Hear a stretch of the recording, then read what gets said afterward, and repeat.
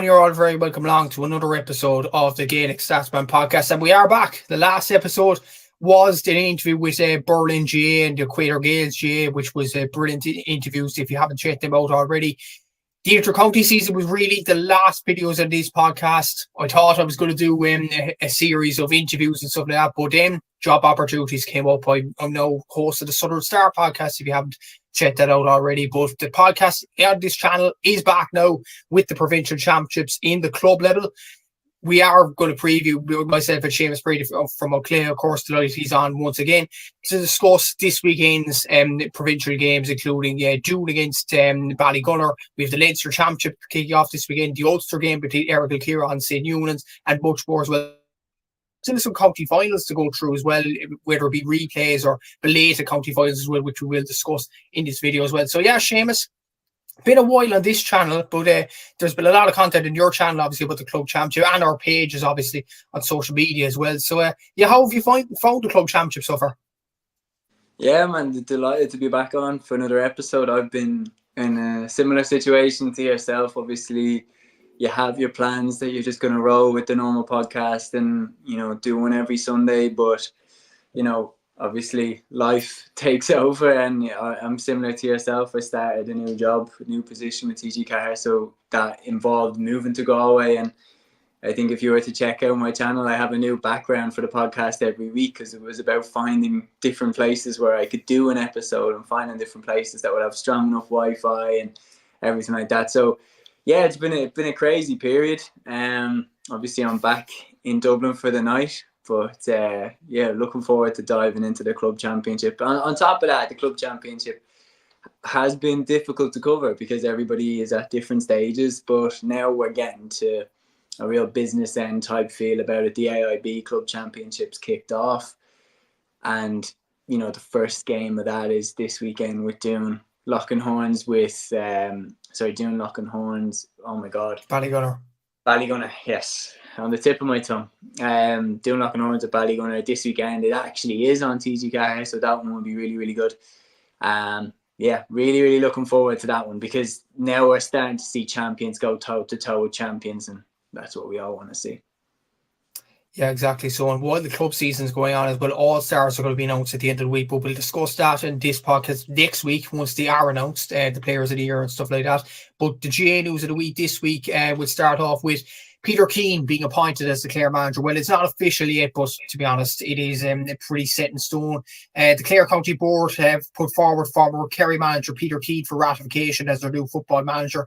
Clare have been on the lookout for a new boss after Mark Fitzgerald left his post, obviously joining the under-20s in Kerry with Tomas O'Shea. Keane last took charge of the senior inter-county side in 2021 when Kerry lost to Tyrone in the All-Ireland Senior Football Championship semi-finals, and the banner will play in Division 3 in 2025. That'll be followed by a Munster Senior Football Championship semi-final against Waterford or Tipperary. So a Kerry man in, or Kerry man out, should I say, then a Kerry man in. Peter Keane has a lot of experience though, and I think this could be a good appointment for Clare. And if Owen Cleary comes back, he did well for Munster in the pre-season in the interprovincial tournaments as well. Now, Clare could have a good season, and they're on an easy side of the Munster draw as well. So I think it's a good appointment from Clare from their point of view. I think it's definitely a solid appointment. Peter Keane definitely brings a bit of name value, given what he did not only with the Kerry senior team, but what he did with the Kerry minor team. I mean, he was part of huge success with that Kerry minor crop, which had David Clifford and had Sean O'Shea and players like that were coming through. And then he very much was in charge of bringing them into the Kerry senior fold.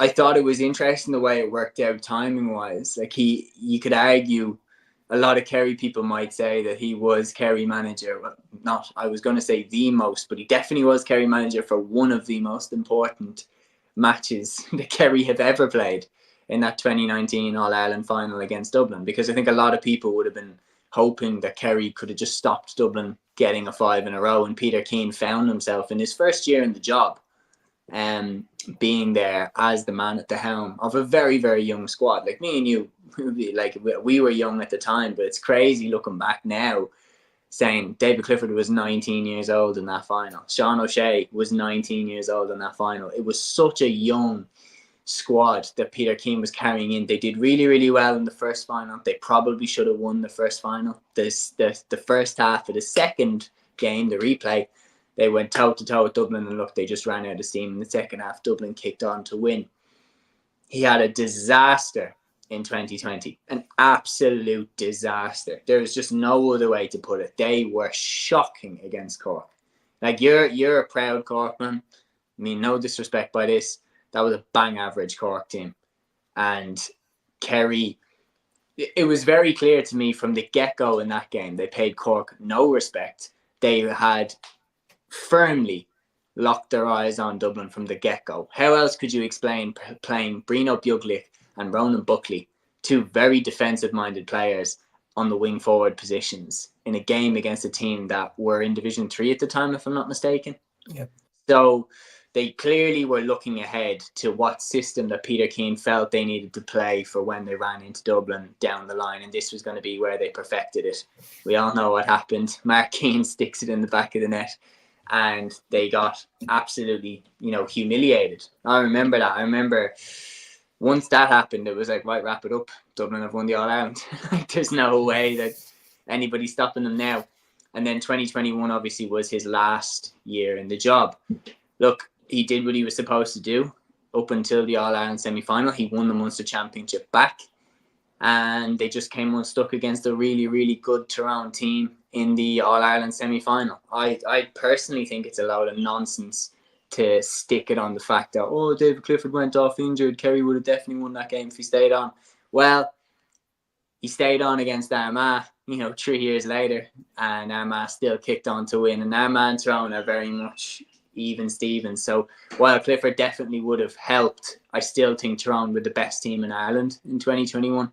Hence why they went on to beat Mayo pretty comfortably in the final. And I personally think if Dublin had got over the line against Mayo, I think Tyrone would have beat us too. They were the best team in the country that year. I think it was the right decision to let him go, especially considering that Jack O'Connor came in and did what he did, and they won the All-Ireland in his first crack of the whip. It showed that the talent was there.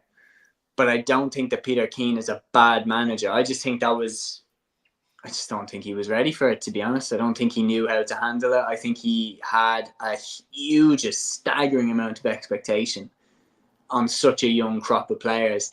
I think he'll actually be a solid pair of hands for this Clare job. I think if I was to compare him to like a manager in the Premier League, for example, I think you might be looking at a situation, and I mean this with the greatest respect, I think you might be looking at that he could be like a Roy Hodgson or a David Moyes type, that like he's not ready for the top jobs. Like, he's not ready to take teams to All-Irelands at senior level, but he will be a solid, safe pair of hands, to manage this transition, because Clare do need, to transition a lot of players through. They've lost a lot of players from the squad over the last 2 or 3 years, and big players like Gary Brennan, David Tubridy, Cathal O'Connor, Ciaran Russell, like, they're warriors for Clare. So they need a safe pair of hands for this next 3 years. I don't think they're going to start winning Munster titles, but I think he will be a solid pair of hands.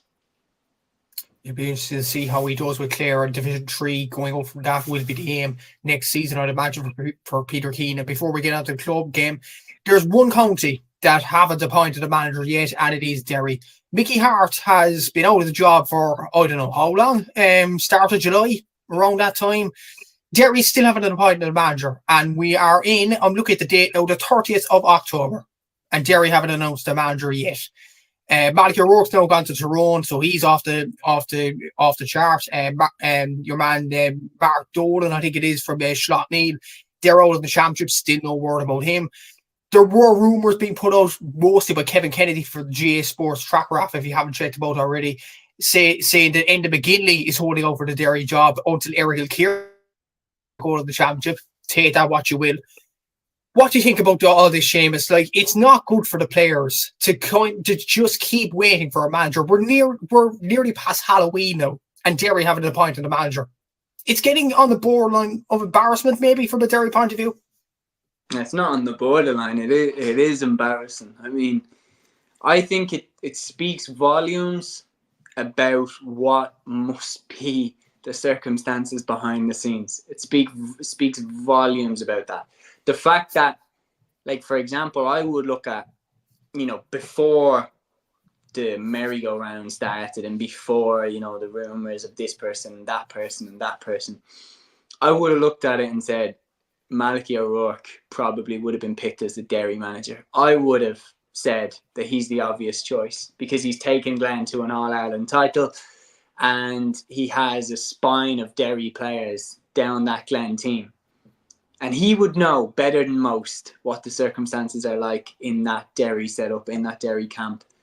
The fact that he is elected to go to Tyrone instead speaks a lot about what it must be like. I think that they had a sliver, and I do mean this, I think the vast majority of people didn't want one target in particular, but I do think some people did want one target in particular, and I think we know who I'm talking about. They had Gallagher, and I think that they were potentially considering him. I'm very happy that they didn't go with him because that would have, to be honest, I would have been very disappointed if he had been reappointed as Derry manager. But I remember when the story came out that they were going to go with him, or that they were considering going with him. Sorry, I should clarify that. And there was a huge backlash to it, and then it dropped off.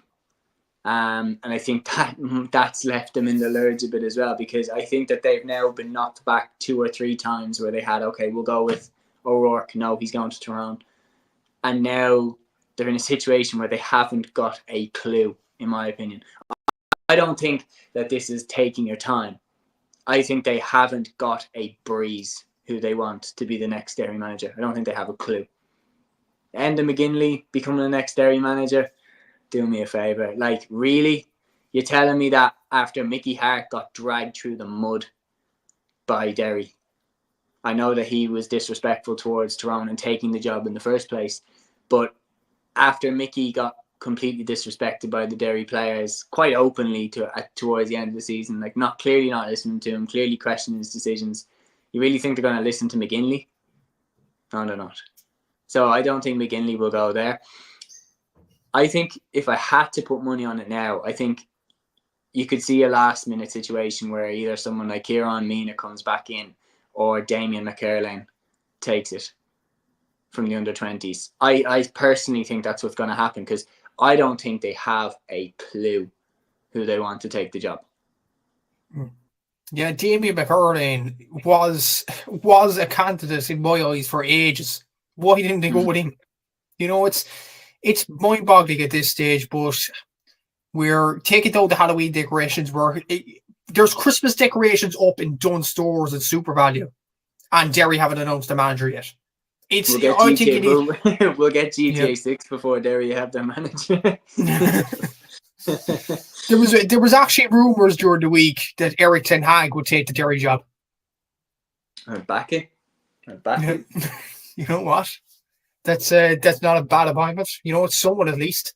But but moving away from the intercounty game, we'll discuss it more when the intercounty season does appear. Obviously, we will discuss the provincial championships in the club season, and the senior provincial championships do start this weekend. And we will start with the Munster Senior Hurling Championship, and I'll bring up the bracket here just so everybody is on sync with the Munster draw here. So it's Doon against Ballygunner in the quarterfinal up the top left-hand corner there. So they'll be playing each other, and me and Seamus will discuss that game. The winners of that game will play a lot more Castleiney in the semi-final. And then on the other side of the draw, it's Sarsfields from Cork against Errigal from Clare. So that is the Munster Senior Hurling Championship draw.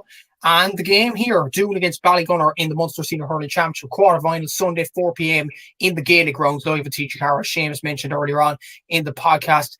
Do you think it's a bit of a disservice to Doon that they played the Limerick final on Sunday and now they're playing Ballygunner a week later, going right in at the deep end here? Ballygunner haven't had a game since September in competitiveness anyway. They might have had games behind the scenes. But who do you think would be more refreshed? Would you think Ballygunner would be more refreshed given that Doon would have played a county final last weekend?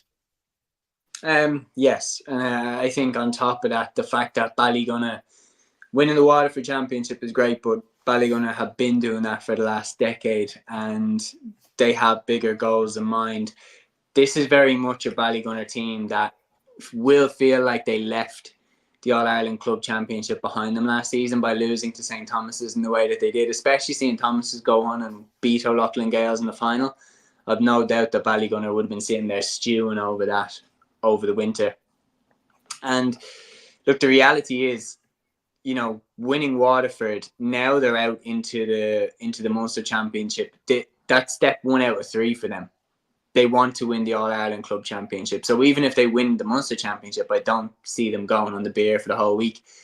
Like, you take little snippets, and obviously you're delighted for Doon that they finally got over the line. Like, they've been really, really good for the last few years in Limerick, and it's just been at the same time the Kilmallock or Na Piarsaigh have just been a little bit better. And this year they were fantastic in that final. Like, Adam English was superb. Darragh O'Donovan around midfield was awesome.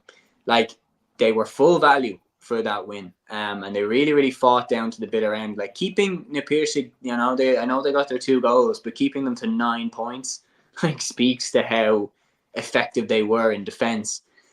And you would look at it and say, they're going in against a Ballygunner side who is vastly more experienced at this stage of the competition, and they have been well used to how to manage the gas tank. And I have no doubt that them as a camp, because here's the other thing as well, the Ballygunner management team, they don't need to tell the Ballygunner lads what to do at this stage of the season. It's not like Ballygunner get out of the Waterford Championship and all of a sudden the manager has to tell them, right lads, you can go on the beer tonight, but then you're off it for the next week because we're doing this, this, and this, and you need to do this training and this training.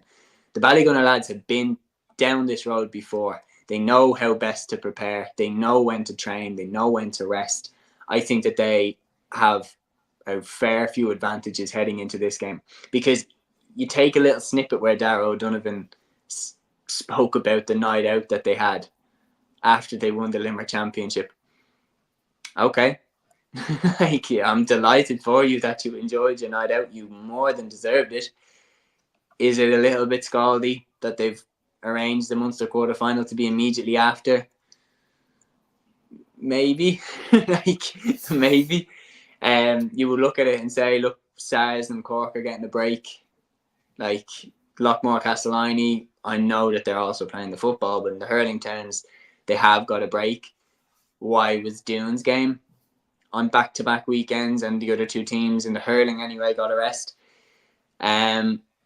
So, yeah, I feel like, because personally, look, I've been there. I haven't experienced the highs in hurling that Darragh O'Donovan has, but I have experienced the hangovers that I'm sure he experienced after winning the Limerick Championship.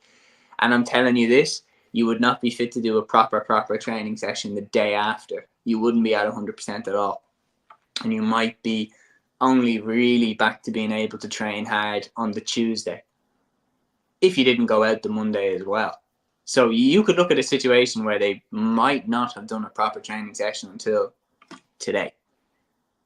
So they could be trying to catch up now with where they were at before the Na Piarsaigh game. I think there's a reason why Ballygunner the last few years have rolled through relatively. The closest I've seen them being caught is by Lockmore a few years ago. I personally think, as good as Doon have been, I think Ballygunner probably beat them this weekend. Yeah, I'd probably go for Ballygunner as well, considering Doon have had an outstanding campaign and they were the best team in Limerick without a shadow of a doubt. It's the week gap and the training sessions, obviously some very few training sessions as you mentioned there. Darragh O'Donovan said they will party and things like that, and some clubs would have just partied for 2 days, some would have done it for 1, but Doon, like, they more than deserved it. Like, that was their first ever Limerick Senior Hurling Championship crown, and they deserved to party. There was no doubt about that. But look, you look at Ballygunner, some of their talent. Look at these stats of their final against Abbeylara, where they absolutely whitewashed their Waterford rivals, Kells Surprise, by 228 to 210. You look at some of their scores: Pádraig Mahony 11 points, Daisy Hutchinson 1-4, Conor Sheehan 4 points, Patrick Fitzgerald 1-1, Kevin Mahony 3 points. Like that's 4 forwards out of their 6 scoring more than 3 points in the game. Like, This is an exceptional team. And when you look at the landscape of the club championship, O'Loughlin Gaels are gone. Ballyhale Shamrocks are gone. St Thomas's are gone. If Ballygunner do not win the All-Ireland this year, it's a failure. I can't say anything else. It is a failure. No, it is. And that's the other thing is like Harry Ruddle's goal hitting the back of the net a couple of years ago against Ballyhale Shamrocks to finally win an All-Ireland Club Championship was such a relief for Ballygunner because they had won one. They had won one. Finally, they've won an All-Ireland with this incredible crop of players that they have. But if they are in an era where they have the Mahaneys like Kevin Porritt, Mikey, Philip Mahoney, Shane Sullivan, Desi Hutchinson, Patrick Fitzgerald now is in the team, Barry Coughlin, Stephen O'Keefe, Ian Kenny, Peter Hogan, Conor Sheehan, like just an embarrassment of talent, embarrassment of riches. Most of those players would walk into any inter-county team in the country, let alone this club. So if you have all that and you only win one All-Ireland Club Championship, whereas Thomas's, who in my opinion on paper aren't as good as Ballygunner, have won two, like it is a question of you really fumbled the bag in certain years where you were clearly the best team. And I feel like this year, that's why I'm saying I think Ballygunner are going all the way. And it could be made to pay for that, especially if they lose this weekend. But I personally think that this is not the end goal for Ballygunner. And I'd say that they had a few pints and I'd say that they celebrated, but I'd say that they fully knew one night on the beer and we're leaving it there because we've been down this road. We've done this. Yeah, big whoop. We won the Waterford Championship for the 10th year in a row. Like, there's people in Ballygunner who, you know, are 14, 15, say, and they have no recollection of what life was like the last time Ballygunner didn't win the Waterford Championship. So it wouldn't have been as massive a celebration. Like, Darragh Donovan literally pretty much said that they ran out of alcohol in Doon. Yeah. Like, so I imagine that they weren't training on the Monday, and I'd imagine that they had a light session at best on the Tuesday. So I personally think Ballygunner will actually beat Doon by 3 or 4 points, and then they'll, especially come down the home straight, I think they'll pull away from them a little bit, and then I find it really hard to see them being stopped because I think Lockmore Castleiney, whilst they've been incredible, that must be telling on that squad in terms of, you know, how many minutes Noel McGrath is playing, just how many minutes John McGrath is playing, Brian McGrath, like how many minutes they're playing, not only in the hurling but in the football. They're all playing the full games practically. So I'd be surprised if they stop Ballygunner and then they have their eyes firmly set on All-Ireland glory. So, yeah, as good as Doon have been, as I said, can only see one winner here. Yeah, exactly. So I think Ballygunner will win this probably about 4 or 5 points. But let us stress as well, Doon, you've had an amazing season. To win Limerick itself for the first time in your history, you should be proud of yourself. Like, that is a brilliant achievement already, but we both think that Ballygunner will get over the line. We have a first comment in here as well. Caroline Dunn is saying, is it just me who thinks it's a disgrace that Evo Kelly weren't allowed to play Munster? Look, Caroline, I'm not going to respond to that, so we'll leave it right there. We'll go on to the Leinster Senior Hurling Championship in club level, and that's Ulster. Sorry about that. Leinster is down here, so. That should be deleted. That comment by Caroline. I'll delete that there. So this is the Leinster. Oh wait, that's the football. It's the football. Sorry about that. Sorry about that. There's no hurling. Yeah. Oh, here we go. This is the Leinster hurling. Jeez, long day of work, lads. Long day of work. Look. This is the Leinster hurling draw. So the Fianna and Ballycullen are at the top of the draw there with a quarter-final place. They'll play each other in a few weeks' time. Naas against Maynooth, and the winners of that will play St Martin's or St Anne's Rathangan. So the Wexford winners will play the Kildare winners. We'll discuss both those games in due course. Now, the Westmeath final between Loughlin Gaels and Castletown Geoghegan will take place this weekend as well. We'll talk about that in a brief spell, and they'll play the winners of that will play Thomastown. What a story they've been in the club championship so far from Kilkenny. Naomh Mullane will be up, or St Lomans as they're known in English, will be up against Kilcormac Calahi in the final quarter-final as well. So we'll start off with game live on TG4 this weekend. It is the Wexford Senior Hurling Championship final between St Martin's and St Anne's Rathangan. To be honest with you, like, I would have expected Fade Harriers to be up here as well. I would expect it probably Shelmaliers, Naomh. For both of these clubs to make it to the final in the first place, it's a magnificent achievement, and whoever wins it, there'll be a big party, I'm sure. Yeah, no doubt about it. And I feel like the Wexford Championship has been more exciting this season because of the shake-up in terms of the structure, not playing it just as one block. Teams have got time to recover after games and everything like that. Teams have definitely got into their rhythm.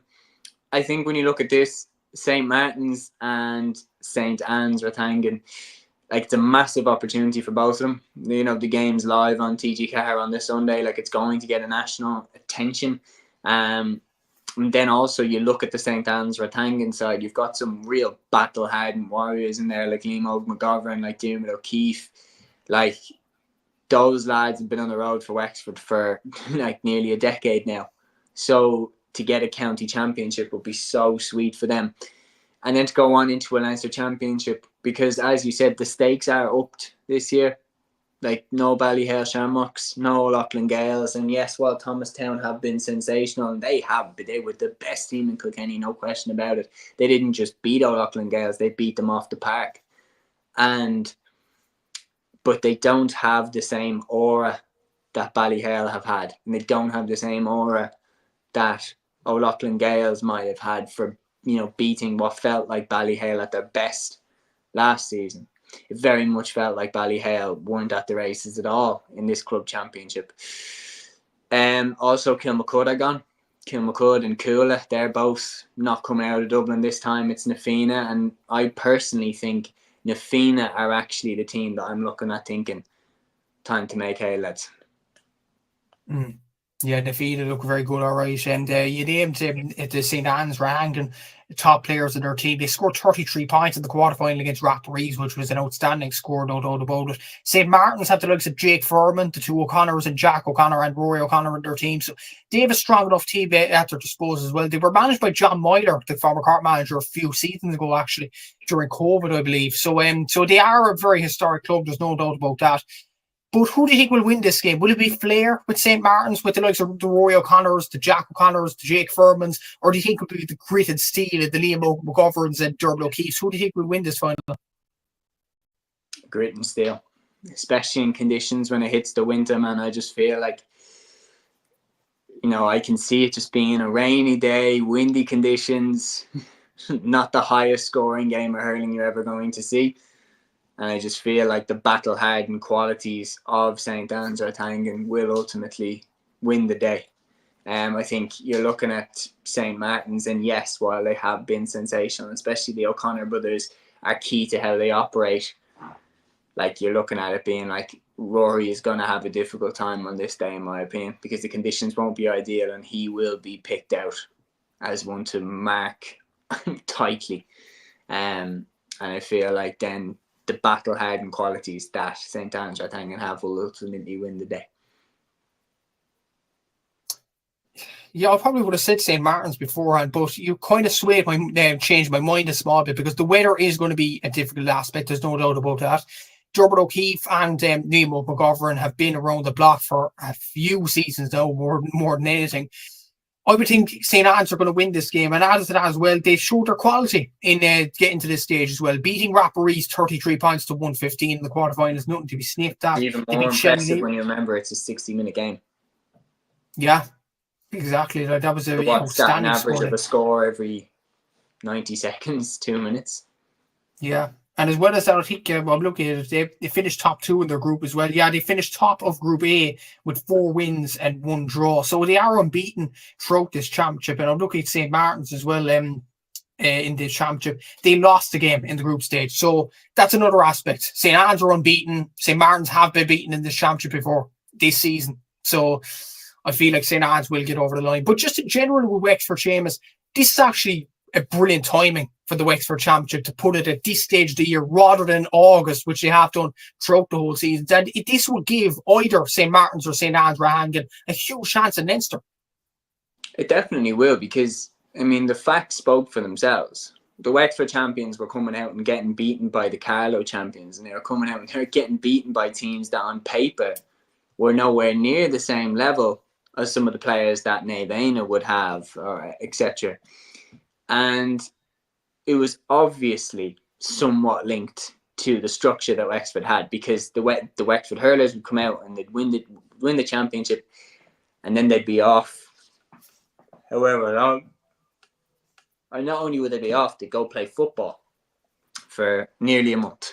And then they'd come up against a team like a Mount Leinster Rangers or like a Kilcormac Cloughy that have only been playing hurling really for the last while, whereas they've been playing the football since they last won the hurling championship, and bang, they get knocked out of the championship quite convincingly in Leinster. I think they've clearly switched up the gears with the intention of having more success at Leinster. I personally just think it's between Nafina and Thomastown for who wins Leinster. Yeah, it should be very interesting. A dark shout is Kilcormac Cloughy though.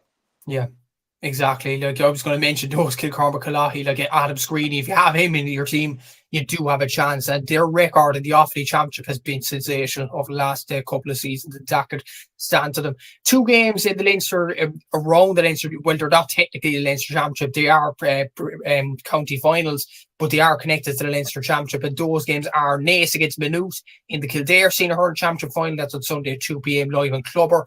And Castletown Geoghegan against Loughlin Gaels, the Westmeath Senior Hurling Championship final on Saturday at 2 p.m. live on ERV TV. This game was abandoned on Sunday because of the weather conditions affecting the pitch, because the pitch got mucky. It was abandoned after 12 minutes with Loughlin Gaels 2 points to 0 up, and that was the end of the story there. But they made the right decision in abandoning that game. But look at those 2 games, Seamus. You would expect Naas definitely to come out of the Maynooth game and face the Wexford champions, whoever they may be. The Westmeath final, I thought Castletown would be the favourites for that one, but Loughlin went ahead by 2 points to 0 in the abandoned game. So would that get a bit of confidence, or maybe their chance gone? I don't know what you think of that. It would give them a good bit of confidence because they got the good start. And, that's one of the massive advantages that you have to get if you are the underdog. You need to get off to a good start, because if Castletown had come out in that first quarter and really blitzed, the momentum would have been firmly with the favourites, and it would have been very, very difficult to win from that point on. The fact that it was abandoned, I think it's going to be very much down to who can reset themselves the best, because I've no doubt there'll be an adrenaline dump after that. I mean, you build yourself up for a county final, you're thinking about it the night before, you can't sleep, you're up all night thinking about it, or you sleep like a baby, depending on how many times you've done it. But then you're up, you're sorting out the next day. You probably have plans to go out that night if you win. And then you're left in a really weird position after. I've no doubt that the players would have felt really strange after that game. What do we do now? Do we go home, or do we go training? Or I've no doubt that it would have been a difficult week to manage for both camps. I still will lean to Castletown, regardless of the fast start that was made against them. I still think Castletown will be a little bit too strong. I think ultimately they'll get through. Same thing with the Kildare Championship. Naas are streets ahead of everybody in Kildare. In my opinion, a real actual threat to a lot of clubs in the Leinster Hurling Championship. I think they'll give Nafina a very good game. I think that they've gave Clough Ballygunner a very good game. I think that they might beat Clough. I think that you're looking at Kilcormac Cloughy. That could be a very tricky game for them as well. They're facing the Wexford winners in the quarterfinal. Yeah, no, and I truly think Naas will give an almighty scare to whoever comes out of Wexford. Because I distinctly remember them a few years ago giving a really good game to Ballyhill. Mm-hmm. And this was peak Ballyhill. Yeah, exactly. And it should be very interesting Leinster Championship. But that is the hurling wrapped up. There's football games to be looked at as well. We'll start off with the Ulster Championship, and this is the most competitive of the ball. Errigal Ciaran are up against St Eunans. Tyrone against Donegal. That them clubs are involved with deaths in the preliminary round. That's at the right hand side of the draw there. The winners of that play Erin's own Cargan from Antrim in the quarter final. On that side of the draw as well, it's not Watty Graham's Glen, it's Sean O'Leary's Newbridge or Derry. They're up against Clare in the other quarter final on that side of the draw. And then on the other side, we have Scottstown awaiting the winners of the Fermanagh final replay. We'll discuss that in a bit as well, between Enniskillen Gaels and Gaels Beleek. And Kilcoo will be up against Crosserlough in the other quarter final. So a lot of big hitters there in the Ulster Championship. We'll start off with this game. Errigal Ciaran in the actual Ulster Championship. Errigal Ciaran against St Eunans, live on RT2 on Saturday evening at 7:15. So this is a interesting game considering Errigal Ciaran were in action at the Tyrone final last week against Trillick. They performed well. They conceded a goal through Ciaran Daly through a Trillick goal there, but the Calibans really brought them through in Rory and Dara, and they have some brilliant players like Peter Hart at centre forward there. St Eunans have done well at the Donegal Championship as well. Niall O'Donnell there, Shane O'Donnell, some very good players in and around that team as well. So this is a tight one to call, considering both sides have some good players at their disposal, but none of them have really broken the stranglehold in Ulster. Yeah, no, it's definitely been a case that like Errigal Ciaran are coming from the Tyrone DNA in the club championship, that, you know, it's the most competitive, the most difficult club championship to get out of year after year after year. I mean, it's proven that over a decade of, you know, one club wins it, they don't win it the next year. And it's actually gas because Errigal Ciaran and Trillick now have done the back-to-back to each other. So I remember last year, Errigal Ciaran were favourites to win the final. And I definitely thought that they would finally be the team that would break that mould and finally go back to back, and they didn't. And then Trillick obviously back in the final, looking to be the ones who ultimately go back to back, and it's Errigal Ciaran who stopped them this time. Like, it's an incredible record in the Tyrone Championship that just keeps rolling on. But the one thing that isn't an incredible record is their performance in Ulster when they get out of the Tyrone Championship, and they've usually come unstuck before the semi-final stage. Carrigan will be a difficult test as well for whoever gets through this game. Like, so it's going to be a really, really hard 2 games to get to the semi-finals. The Ulster Championship is a bloodbath, but on top of that, it's a really, really tough grind. Like, this won't be a high-scoring game, but it will be thrilling, and it will be gripping, and it will be very, very highly contested from start to finish. St Eunans, you mentioned as well, like Shane O'Donnell and Niall O'Donnell obviously are the key players as to how they work. They're very much a workhorse type team. Errigal Ciaran have that bit of flair with the Canavans, and then Peter Hart's industry around the team. He's a sensational footballer, and the winner that he kicked earlier in the Tyrone Championship for them, which did the rounds on social media, was unbelievable and just reminded you just how good he is. I think Errigal Ciaran have the potential to kick on and be that club for Tyrone, especially when you look at, you know, the Canavan brothers that they have, like, who wouldn't want to build a club side around them too. I think they have the potential to finally be the ones to break the mold and go a bit further. So in a very, very tight game, by no more than a point, I'm going to go with Errigal to take it. Yeah, it should be a very interesting game. There's no doubt about it. I'm going to go Eunans. I have a feeling about them. I really do. In Donegal, they looked very, very impressive. Niall O'Donnell, Shane O'Donnell, the player that I forgot to mention as well, Ciaran Moore, who in my opinion would have been up there for a Young Player of the Year from a Donegal point of view. He's a very good marauding corner back there. Conor O'Donnell Jr. scored a lot in the Donegal Championship, so did Owen McGeehan. I think St Eunans might have them. And added to that as well, Errigal Ciaran played last weekend. It's going to be tricky to boost that level up again for this sort of game against St Eunans. So I'm going to go for Errigal Ciaran, or St Eunans, to overcome Errigal Ciaran in this game. There is a game in Ulster as well, but this isn't technically the Ulster Championship. It is the Fermanagh Senior Football Championship final replay. It's live on the Fermanagh GA TV at 5 p.m. on Sunday. It's Enniskillen Gaels against Erne Gaels Beleek. Now, the teams last weekend, just to give a context for our listeners, were Enniskillen Gaels had the likes of Conor Love, a corner forward, obviously a very good forward at the Fermanagh ranks there. They had Callum Jones there as well, Johnny Cassidy, Conor McShay, Codal Quinn. So decent players in the Enniskillen team. Then you look at the Erne Gaels Beleek team. They have Ultan Kelm at corner forward. So it was a very good player. Aegon Kelm as well. O'Sheen Kelm, well, I'd imagine all of them are brothers or cousins or somewhat. Ryan Lyons in the team as well as a wing back. So you look at individual players, and Gaels Beleek have some very good players, obviously spearheaded by the Kelms there. But Enniskillen Gaels have Conor Love. He's definitely the main man in the Fermanagh Championship. But this is a tight one to call it, especially a draw last time out. Is it even tougher tight to call?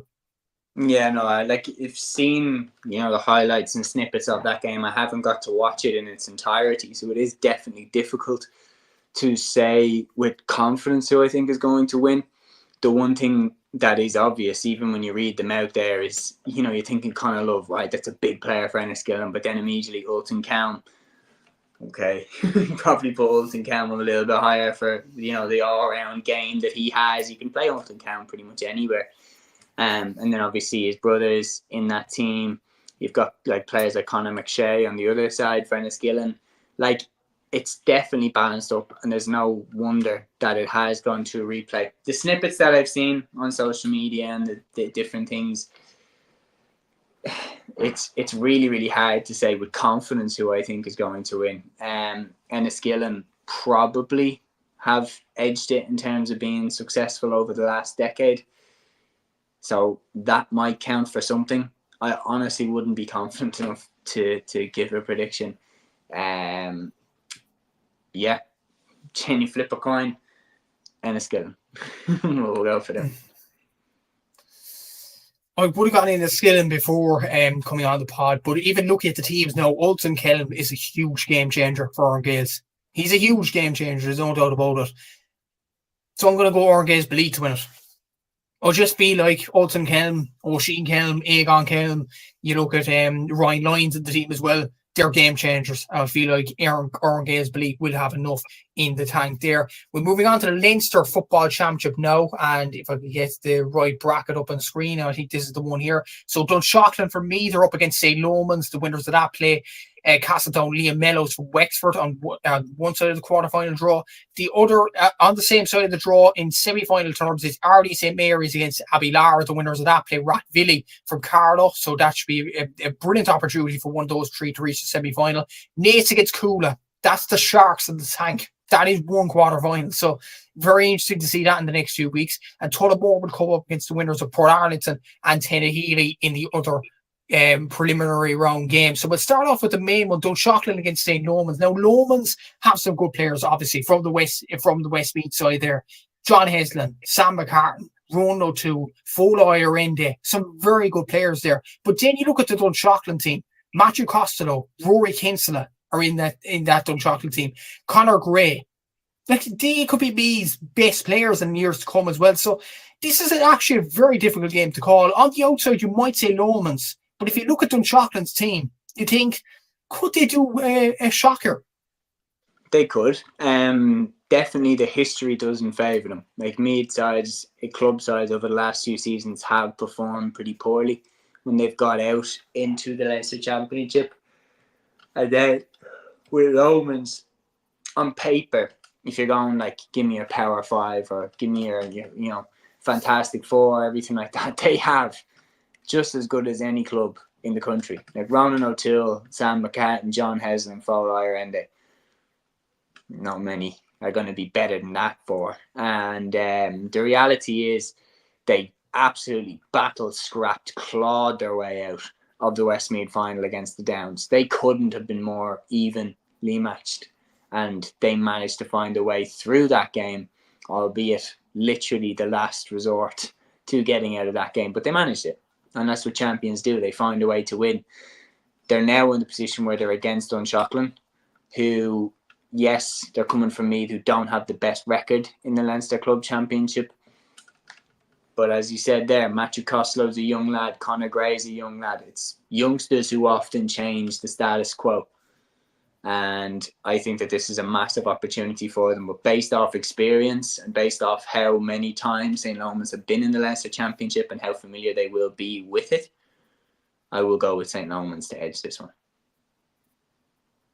Another few names at the Dunshaughlin team. One other name is Luke Mitchell. He used to be a very good youngster for Meath. He's a corner forward, so scored a point in the Meath final as well. Matthew Costello got 1-2 in their win over Wolf Tones at the final as well. I think St Lomans will get over the line eventually, but I feel like this could go to extra time. This could go to extra time or replay, whatever the criteria is for a draw. Is it going to go to penalties? Is it going to go to extra time? But I feel like this is going to be closely matched. But I feel like the experience of Lomans will get them over the line in this one. The next game is Ardee St Mary's against Abbeylara in the Leinster preliminary quarterfinal here as well. Ardee St Mary's obviously 3 in a row champions from Louth, so that's no mean feat. Abbeylara won after replay, beating Coolera last weekend in the Longford Championship with Robbie Split scoring 1-5 in that final. Ardee St Mary's have to like Darren McConnell in that team. I think Donald McKenny's in the team as well. The Jacksons and Tom and Liam are in the Ardee St Mary's side as well. You would have to fancy Ardee, considering they gave Kilmacud quite a scare last season in the Leinster Championship as well. Abbeylara new to this. They've had a brilliant season nonetheless, winning the Longford Championship after a replay. You would expect Ardee to win this game.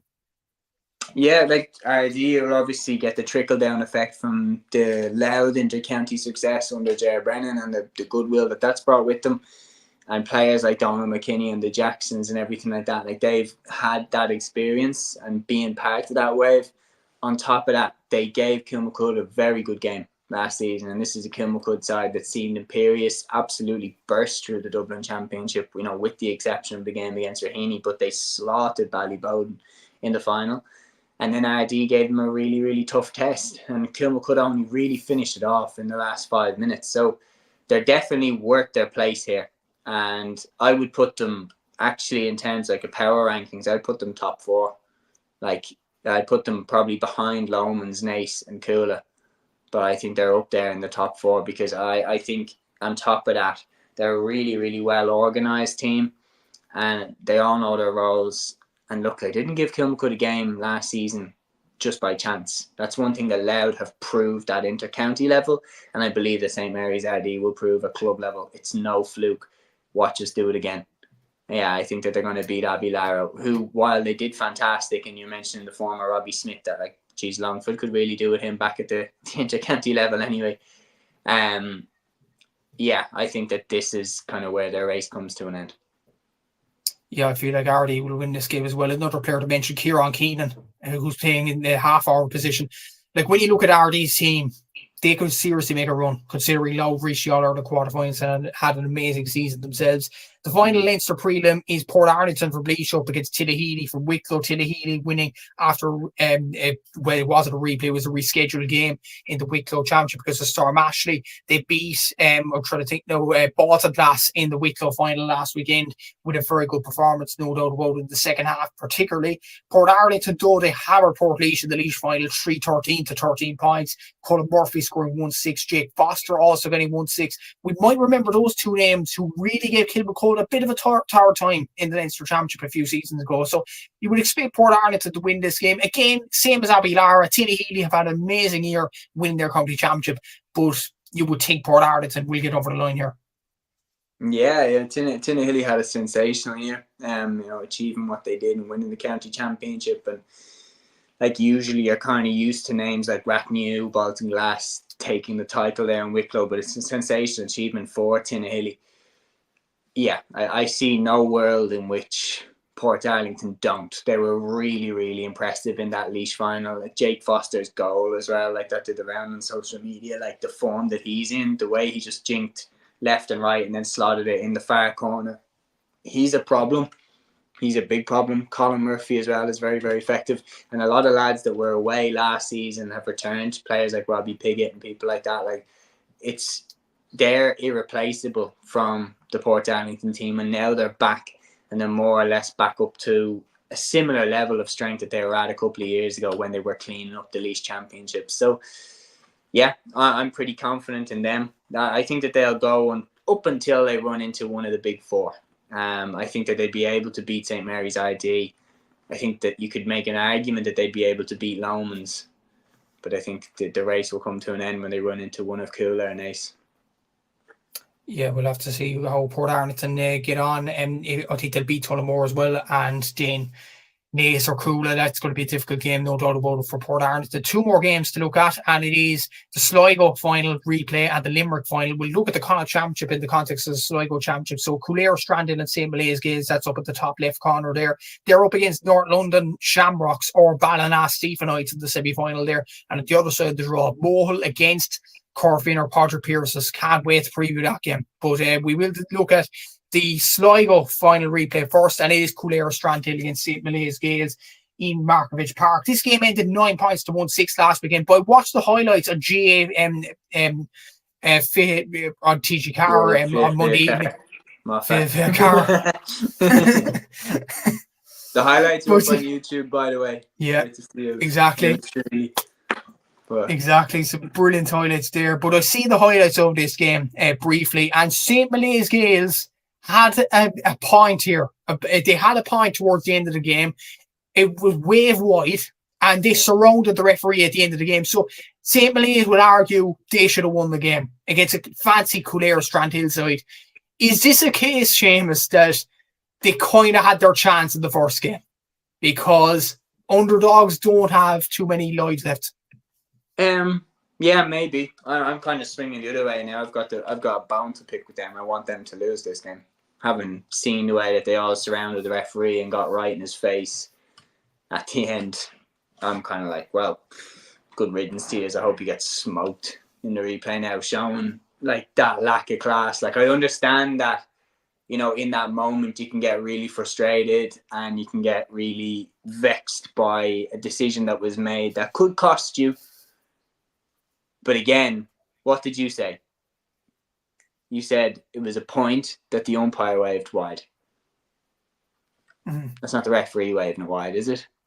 So why are you getting around the referee? Yes, the referee has the power to overrule the umpire if the referee is 100% confident of that situation. But what do we always say? The person who's in the better position is the one that you should listen to. The umpire is in a far better position than the referee to see whether or not that ball went over the bar. The umpire made his call. The referee listened to it. There's nothing wrong with that. If the referee isn't confident enough that he thinks the ball went over the bar, he should not overrule the umpire to make a decision that has that level of gravity. If it was a situation where, you know, Coolera were 1 point behind or Coolera were 1 point ahead and St Molaise have the chance to level the game and that cost them the game or cost them a replay, you could maybe be more sympathetic towards them. But the way they ran around the referee and the way that people who weren't even players started appearing all around the referee, like, a fair play to one player, whoever the full forward was, number 14 for St Molaise, a big respect for him because you can visibly see him shoving his teammates away from the referee and getting in the way of them from the referee. But it's just, again, we come back to the FRC. Unless the only time people will change, we can talk about all this nonsense and waffle of, oh, you know, give respect, get respect around these issues. Give respect, get respect is fantastic. It's amazing. Up until people really lose their shit. And what happened in that situation is people were losing the plot because of what had happened. The only time people will not talk to the referee like dirt, will not abuse the referee, will not get around the referee, is if there is serious consequences for it. That's the only time people won't do it. Now, I'm not saying St Molaise is the worst club in the world, but after I saw them be quite aggressive towards the referee, I'm like, well, whatever sympathy I had for you is, I've none left. And yeah, kind of hope you get knocked out now. So Seamus wants Coolera Strandhill to win. I think he's predicting Coolera Strandhill to win this game. Noel Murphy well, to produce a masterclass. I think in most situations, most matches, you tend to see that if the favourites get away with it the first time, they very rarely get caught again. I think Coolera will probably win. And look, it's a shame for St Molaise because they played really, really well. And some of the scores that they took were fantastic. And as I said, there were players on that team, like the number 14, who was pushing players away from the referee, making sure that he was part of the solution and not part of the problem. And I have massive respect for that, because it takes a real character to step up in those situations and be one of the good guys. It's just, again, it really annoys me, because it's another unfortunate example of what is all too apparent and all too common in our games, which is referees getting talked to like shit. And again, for making a mistake that kind of isn't even his fault at this point. That's the umpire's call. Yeah. So, again, I just come back to that point. We can be all, airy-fairy about it. And like, oh, well, if we could all just love each other. Like, no, when people really lose the rag, there needs to be, we need to have the carrot and the stick.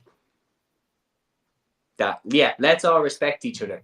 But if you cross certain lines, it needs to be big enough that they don't even think about it. You know what I mean? Yeah. You see how the rugby players never even dare speak to the referee like that. No matter what has just happened. You remember the famous clip of Paul O'Connell getting into an absolute punch-up with a fella from back in 2007, and then they had it mic'd up? And Paul O'Connell, after just being in a proper, it looked like it was a bar fight with the other guy, all you hear is, I have to defend myself, ref. He's apologising to the ref. Yeah. He's just after a fist fight, because the consequences in rugby are so serious for talking to a ref like that. You don't even dream about it. It needs to be the same in GA. Yeah, exactly. And definitely, I'd fancy Coolera Strandhill to win this game as well. But get respect and give respect is definitely the name of the game. And by the way, the number 14's name is Gerard Brady. So, fair play to him. Fair play to him. One last game to preview, and it is the Limerick Senior Football Championship final. That's the Munster draw for anybody that is not the winners of Adare and Fodder Cases will be up against Errigal Ennis in the quarter-final. The winners of that game will be up against Lockmore Castleiney in the semi-final. Then on the other side of the draw, Dr. Crokes against Castlehaven. What a game that will be. They'll be up against Rathcormac in the semi-final. So this is the last game, Adare against Fodder Cases, the Limerick Senior Football Championship final, Sunday 4 p.m. Not live anywhere, because Limerick don't have a streaming service for hurling or football this season for some strange reason. But we'll move swiftly on. Adare are aiming to win their first Limerick Championship since 2020. The last club other than Newcastle West to win the crown. Fodder Cases are aiming for the first Limerick crown since 2006. So, and Fodder Cases have the likes of Adrian Enright and their team with wing forward. Adare have been in the final for so many seasons now. They've been the closest to Newcastle West. You would have to feel Adare, after beating Newcastle West in the semi-final and being so close to them over the last few seasons, will get over the line. Fodder Cases, I'm sure, though, will give it their all.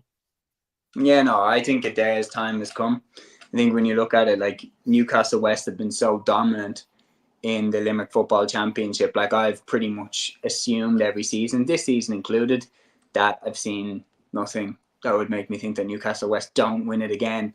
But it speaks to the volume. It speaks to the evolution of Adare, that they managed to finally knock them off their perch this year. I think when you look at it, Adare, we've seen so many examples of it in the past. They cannot think that they now are just going to turn up and take the cup because they beat Newcastle West in the semi-final. There's still a job to be done.